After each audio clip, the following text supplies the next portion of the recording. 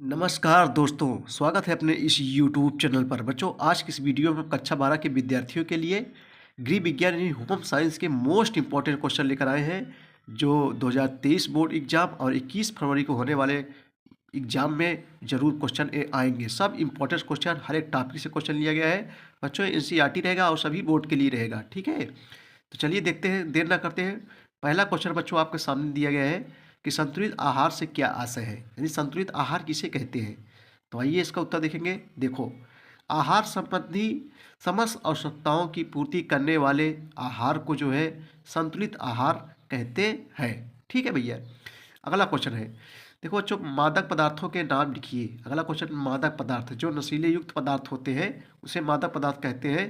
तो मादक पदार्थ निम्नलिखित है, जैसे मदिरा हो गया, अफीम हो गया, कोकीन हो गया, रासायनिक गोलियां हो गई, एवं तंबाकू।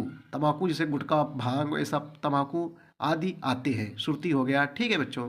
ये सब जो है क्या है, मादक पदार्थ है। अगला क्वेश्चन देखेंगे, आपके सामने दिए गए हैं कि रुधिर के कार्य बताइए।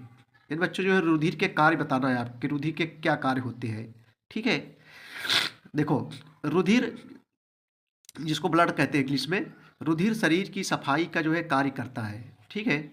रुधिर थक्का जमने तथा घाव भरने का कार्य करता है। कोशिकाओं की जो है ऑक्सीजन प्रदान करता है। यह जो है रुधिर के काम होते हैं। अगला क्वेश्चन देखेंगे, रक्ताल्पता से आप क्या समझती है। ऐसा क्वेश्चन आएगा तिलक उत्तरी में कि रक्ताल्पता से आप क्या समझती। देखो, नाम से लग रहा है कम रक्त होना, यानी रक्त की कमी हो जाना। देखो बच्चों, रक्ताल्पता से जो आशय होता है शरीर में रक्त की कमी हो जाना ही क्या कहलाता है, रक्ताल्पता कहलाता है। बहुत सरल क्वेश्चन है, बहुत कठिन नहीं है। देखो, नाम से ये गृह विज्ञान होम साइंस यानी गृह से संबंधित जो है अधिकतर क्वेश्चन रहेंगे।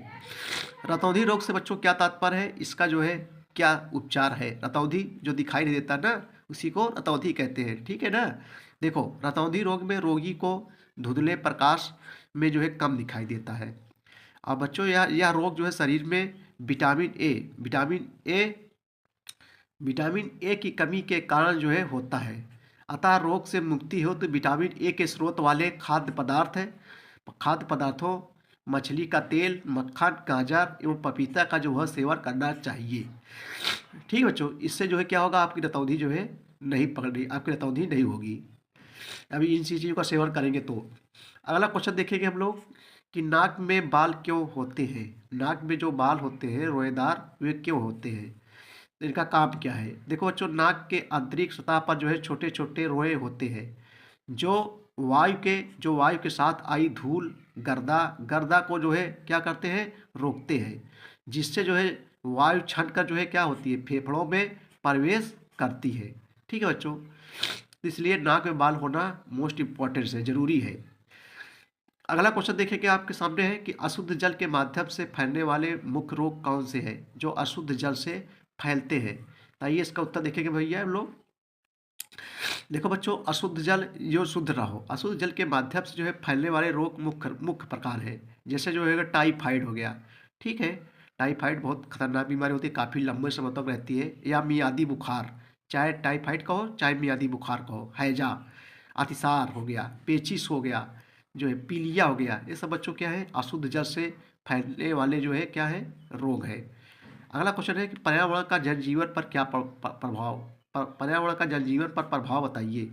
यानी बच्चों, पर्यावरण किसे कहते हैं, परिधर आवरण, जो हमारे तरफ चारों ओर आवरण फैले हुए हैं बच्चों, जैसे पेड़ पौधे हो गया, वायुमंडल हो गया। हाँ, ये सब क्या है, पर्यावरण से संबंधित आते हैं। नदी, झील, तालाब सब पर्यावरण के अंतर्गत आते हैं। तो यहाँ क्वेश्चन पूछ रहा है कि पर्यावरण का जनजीवन पर क्या प्रभाव प्रभाव पड़ता है, बताइए। देखो बच्चों, पर्यावरण प्रदूषण से देखो क्वेश्चन है कि पर्यावरण प्रदूषण का जनजीवन पर प्रभाव बताइए। प्रदूषण है बच्चों, थोड़ा प्रदूषण यहाँ होना चाहिए। तो आइए इसका उत्तर देखेंगे। देखो, पर्यावरण प्रदूषण से जनजीवन पर जो है क्या बुरा प्रभाव पड़ता है, ठीक है। बुरा प्रभाव पड़ता है, जैसे बच्चों वायु प्रदूषण से श्वास संबंधी रोग तथा जल प्रदूषण से पाचन संबंधी रोग तथा ध्वनि प्रदूषण से मानसिक विकार संबंधी जो है रोग हो जाते हैं। इससे जो है जन सामान्य के स्वास्थ्य पर जो है प्रतिकूल प्रभाव पड़ता है। व्यक्ति की कार्य क्षमता जो है घट जाती है, उसे जो है आर्थिक कठिनाइयाँ जो है का सामना करना पड़ता है। चलिए अगला क्वेश्चन हम लोग देखेंगे, जो बहुविकल्पी क्वेश्चन है। बहुविकल्पी क्वेश्चन मोस्ट इंपॉर्टेंट लेकर आए बच्चों, जो बार बार परीक्षा में पूछा गया है। यूनिसेफ की स्थापना कब हुई थी?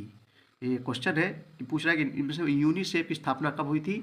तो गा हो जाएगा बच्चों सही जवाब। 1946 ईस्वी में यूनिसेफ की स्थापना हुई थी। यूनिसेफ का बच्चों कार्य क्या है? देखो यूनिसेफ कार्य क्या है। वन्य पशुओं की जो है सुरक्षा करना, माताओं और शिशुओं के स्वास्थ्य की रक्षा करना, सैनिकों की जो है सुरक्षा करना, इनमें से कोई नहीं। इसमें सही जवाब बच्चों क्या हो जाएगा? तो सही जवाब हो जाएगा इसमें खा हो जाएगा। माताओं और शिशुओं की जो है, शिशु मतलब छोटे बच्चों, शिशुओं के स्वास्थ्य की रक्षा करना, ये यूनिसेफ का कार्य है। अगला क्वेश्चन है कि बाल मृत्यु के का क्या कारण है बच्चों? बाल मृत्यु का कारण बताना है आपको। स्वास्थ्य संबंधी जानकारी एवं सुविधाएं, यौन शिक्षा, परिवार नियोजन, बाल विवाह, इसमें से क्या सही जवाब हो जाएगा? सही जवाब बच्चों हो जाएगा घा हो जाएगा बाल विवाह। यानी बाल मृत्यु का जो कारण है, मुख्य कारण है, वो जो है बाल विवाह है। बाल माने होता है छोटी उम्र में विवाह होना। चलिए अगला क्वेश्चन विकल्पी भी है। केंद्रीय समाज कल्याण विभाग की स्थापना जो है कब हुई थी? 1953 में, 1957 में, 1960 में, 1955 में। तो बच्चों केंद्रीय समाज कल्याण विभाग की जो स्थापना हुई थी वो जो है 1953 ईस्वी में हुई थी। अगला क्वेश्चन देखेंगे, बच्चे में कैल्शियम की कमी के लक्षण है। बच्चे में कैल्शियम की कमी के क्या लक्षण है? हकलाना, हड्डियों संबंधी विकार, तुतलाना, रतौंधी। तो सही जवाब क्या हो जाएगा बच्चों? हड्डियाँ संबंधी विकार। हड्डियों में जो है कमजोर हड्डियाँ वगैरह हो जाती हैं, रोग हो जाते हैं, ठीक है, इसलिए कैल्शियम जरूरी है। जैसे सेब वगैरह में कैल्शियम पाया जाता है। नवजात शिशु का आहार बच्चों क्या होना चाहिए? अगला क्वेश्चन है बहुविकल्पी में कि नवजात नवजात में से मतलब जो नया जन्मा हो, जो छोटे बच्चे होते हैं, एकदम छोटे बच्चे, नवजात शिशु का आहार होना चाहिए ग्लूकोज, माँ का दूध, शहद, जौ का पानी। तो इधर सही जवाब जो है खा हो जाएगा, माँ का दूध। ठीक है भैया।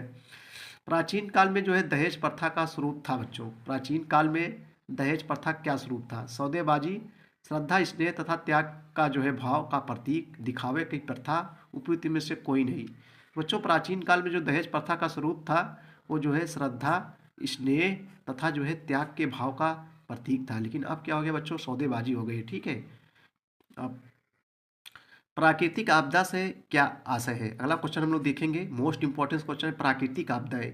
जो प्रकृति द्वारा होती है आपदाएं बच्चों, से प्राकृतिक आपदा कहते हैं ना, बहुत कठिन नहीं है। चलिए आइए इसको तो उत्तर देख लेते हैं। जो प्रकृति द्वारा जो है उत्पन्न अचानक होने वाली ऐसी जो है विध्वंसकारी जो है घटना, जिससे जो है व्यापक स्तर पर बच्चों जैविक एवं भौतिक क्षति होती है, उसे जो है प्राकृतिक आपदा कहते हैं।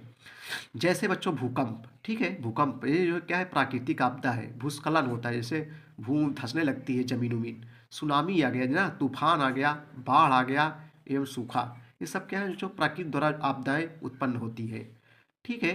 चलिए अगला क्वेश्चन देखेंगे, बाढ़ प्रकोप का जो है संक्षिप्त स्पष्टीकरण दीजिए।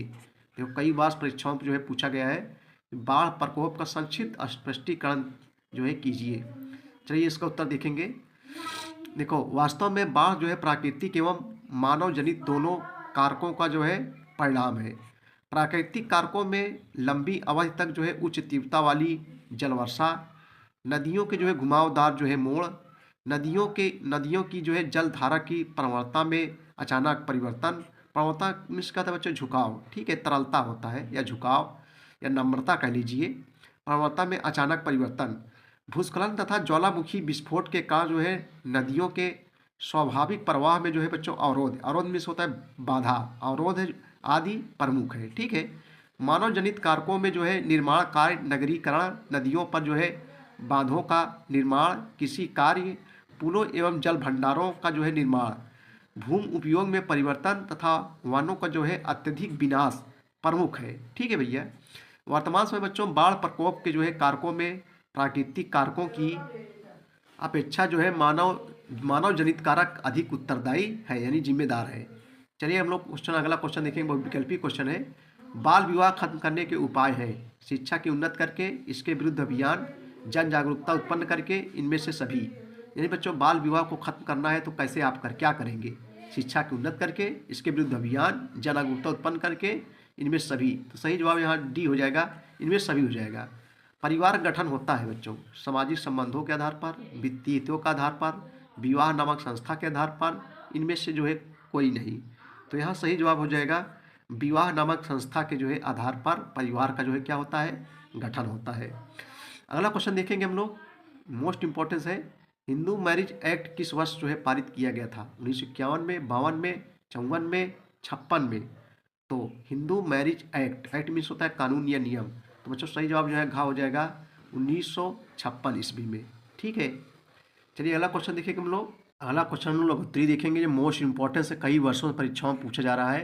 क्वेश्चन है बच्चों क्या है, नाक से सांस लेने के मुख्य लाभ बताइए, अथवा नाक से सांस लेने की क्या उपयोगिता है, नाक से सांस लेना क्यों आवश्यक है। ठीक है, देखो कई वर्षों परीक्षाओं में पूछा जा रहा है। आइए इसका उत्तर देखेंगे। देखो जो नाक नाक के स्लेस में क्या होता है, जो कफ होता है, जो बलगम होता है वही है, जो खांसते वगैरह निकलता है, खांसते वगैरह। ठीक है बच्चों, नाक के स्लेस में लाइजोजाइम नामक जो है कीटाणुनाशक पदार्थ होता है।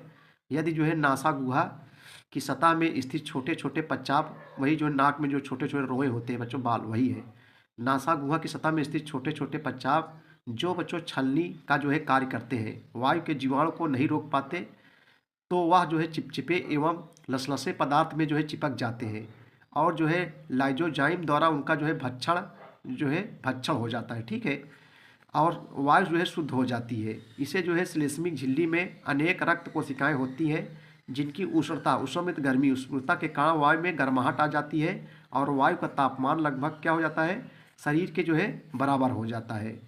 ठीक है, चलिए अगला क्वेश्चन देखेंगे हम लोग। अगला क्वेश्चन देखेंगे जो बार बार परीक्षाओं में पूछा गया है बच्चों, श्वेत ग्रंथियां की स्थिति और कार्य लिखिए। श्वेत ग्रंथियां किसे कहते हैं? देखो श्वेत ग्रंथियां, इन ग्रंथियों की सहायता से शरीर के अंदर का आंतरिक जल पसीने के रूप में जो है बाहर आता है। ये ग्रंथियां बच्चों शरीर के तापमान का जो है संतुलन बनाए रखने में क्या होती हैं, सहायक होती हैं। ठीक है, अगला क्वेश्चन ये भी मोस्ट इंपॉर्टेंस है, अंतःस्रावी ग्रंथियां किसे कहते हैं? अंतःस्रावी ग्रंथियां किसे कहते हैं? देखो बच्चों, अंतःस्रावी ग्रंथियों को नलिका विहीन ग्रंथियां भी कहते हैं, जो बिना नली की होती, नलिका विहीन ग्रंथि भी कहते हैं। इन ग्रंथियों के द्वारा जो है हमारे शरीर की जो है अनेक आवश्यकताएं पूर्ण होती हैं। ये जो है मानव व्यवहार पर जो है भी जो है प्रभाव डालती हैं। वास्तव में अंतःस्रावी ग्रंथियां बहुत सी ग्रंथियों का जो है समूह है।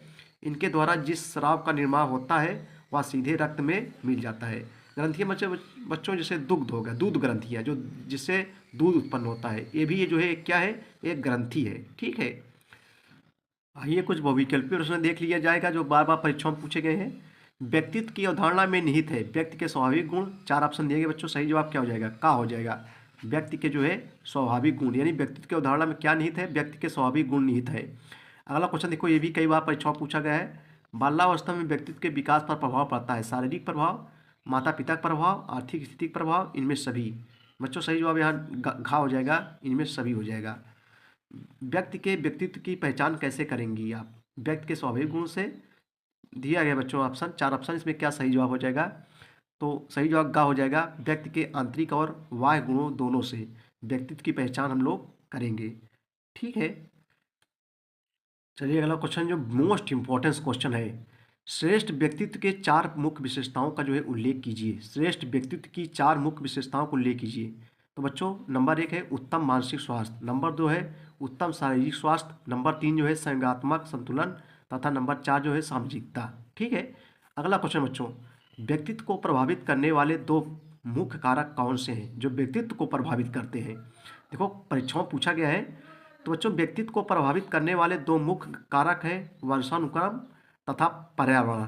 ठीक है, अगला क्वेश्चन है, शारीरिक विकास तथा मानसिक विकास में क्या अंतर है बच्चों? शारीरिक विकास तथा मानसिक विकास में अंतर आपको बताना है। कई वर्षों से लगातार परीक्षाओं में पूछा जा रहा है। देखो, अथवा बच्चों के शारीरिक विकास से आप क्या समझती हैं? चलिए इसका उत्तर देखेंगे हम लोग। देखो, शारीरिक विकास के परिणाम स्वरूप शारीरिक वृद्धि होती है, क्षमता बढ़ती है तथा शारीरिक परिपक्वता जो है आती है। इससे जो है भिन्न मानसिक विकास के अंतर्गत मानसिक क्षमताओं का जो है क्या होता है, विकास होता है। अगला क्वेश्चन है, व्यक्तित्व के विकास की विभिन्न अवस्थाएं लिखिए। व्यक्तित्व के विकास की जो है विभिन्न अवस्थाओं को लिखना है।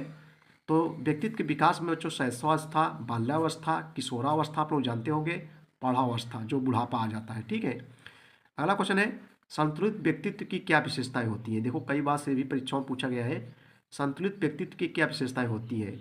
तो संतुलित व्यक्तित्व की विशेषताएं शरीर का गठन है, शारीरिक गठन, मानसिक स्तर, सामाजिकता, दृढ़ संकल्प शक्ति, चरित्र आदि। ये जो है संतुलित व्यक्ति की क्या है बच्चों, विशेषताएं हैं। तो बच्चों ये थे most important question home science गृह विज्ञान के।